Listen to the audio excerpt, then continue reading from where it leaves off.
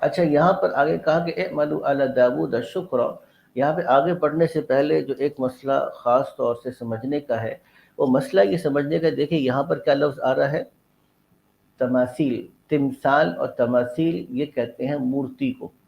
تو کیا مورتی بنانا اس زمانے میں جائز تھا؟ تو سلیمان علیہ السلام کے دور میں تصویر کے بنانے کی حرمت نہیں تھی، تصویر بنانے کی حرمت نہیں تھی. ہمارے اس شریعت محمدیہ صلی اللہ علیہ وسلم میں تصویر بنانے کی حرمت ہے.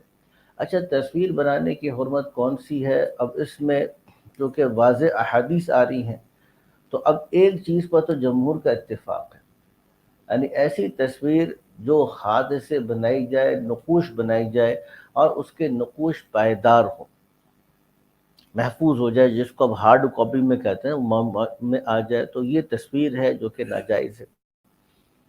اب سوال یہاں پر جو سب سے زیادہ مارکت الارا مسئلہ ہے کہ یہ آج کا جو ڈیجیٹل کیمرہ ہے، ڈیجیٹل کیمرے کے اوپر جو تصویر آتی ہے، اس کو آپ کیا کہیں گے؟ یہ تصویر ہے کہ نہیں ہے؟ اب اس میں علماء کرام کے دو موقف ہیں.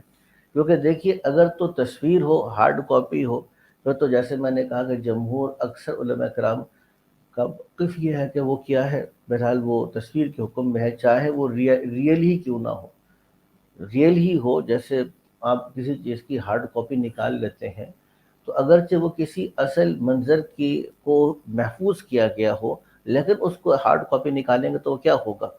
ہارڈ کاپی نکال لیں گے تو تصویر ہوگا، ناجائز ہے، حرام ہے. وہ الا یہ کہ کوئی ضرورت ہو، جیسے آئی ڈی کارڈ ہے یا پاسپورٹ ہے تو علیحدہ بات ہے، لیکن وہ تصویر کے حکم میں. لیکن اگر اس کو آپ ہارڈ کاپی نہیں نکالتے تو یہ کیا ہے؟ تو بعض علماء کرام نے، جیسے دارالعلوم کراچی کا فتویٰ ہے، ان حضرات کے نزدیک یہ عکس ہے، اور عکس جب تک کہ وہ ہارڈ کاپی نہ نکالا جائے وہ عکس کے حکم میں ہوگا، اور عکس جائز ہے، وہ حرام نہیں ہے. اور وہ باقی حضرات فرماتے ہیں کہ دیکھو عکس تو تب ہوتا ہے، اور مجھے بھی یہ بات زیادہ سمجھ میں آتی ہے کہ عکس تو تب ہوتا ہے جب کہ اصل ہو.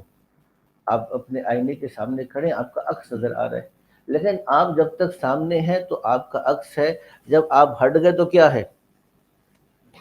اب وہ کچھ بھی نہیں ہے، عکس نہیں ہے. لیکن اگر آپ ہٹ بھی جائیں اور پھر بھی آپ کا کوئی نہ کوئی اندر کوئی چیز نظر آ رہی ہو، تو اس کو آپ کیا کہیں گے؟ کوئی ایسی ٹیکنالوجی ہو کہ آپ سامنے آئے اور آنے والے شیشے نے آپ کی جس طرح آپ سامنے کھڑے ہوئے تھے اس کو اپنے اندر رکھ لیا، آپ چلے گئے، تو اب یہ کہا جائے گا کہ جی آپ کا عکس نظر آ رہا ہے؟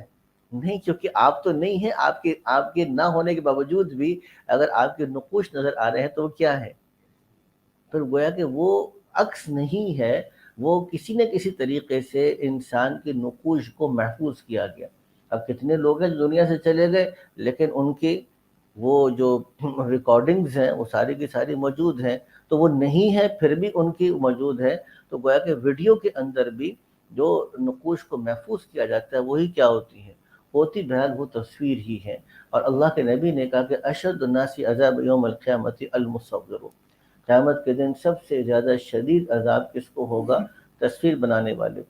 اتنی بات سمجھ میں آ گئی کہ تصویر کیا ہے اور کیا نہیں ہے. اچھا اس میں ہم شدت اختیار نہیں کرتے، کیونکہ بعض علماء کرام ہیں ان کی رائے ہے، اور علماء کرام بھی معمولی نہیں ہیں، بڑے علم والے علماء کرام ہیں، تو ہم ان کی رائے کو غلط نہیں کہتے. لیکن دارالعلوم کراچی کا بھی ہی فتویٰ آیا جس میں انہوں نے اس بات پہ بڑی نکیر کی ہے، بڑا اس بات کے اوپر انکار کیا ہے کہ لوگوں نے یہ جو شادی بیاہ کے اوپر اور بہت سی جگہوں کے اوپر اس کیمرے کا استعمال شروع کر دیا ہے، مفاسد کے اعتبار سے، نتائج کے اعتبار سے یہ جائز نہیں ہے. تو جو عکس کہہ رہا ہے وہ بھی کہہ رہا ہے کہ شادی بیاہ کے اوپر اور جس طرح بے تحاشا اس کا استعمال ہو رہا ہے اور خواتین کا پردہ خراب ہو رہا ہے، اور فیس بک پتہ نہیں کہاں پہ کس کس قسم کی چیزیں چل رہی ہیں، بے تحاشا بد نظری ہو رہی ہے، تو یہ اس کیمرے کا استعمال بھی جائز نہیں ہے. یہ چند باتیں کرنی تھی، آگے چلیے گا.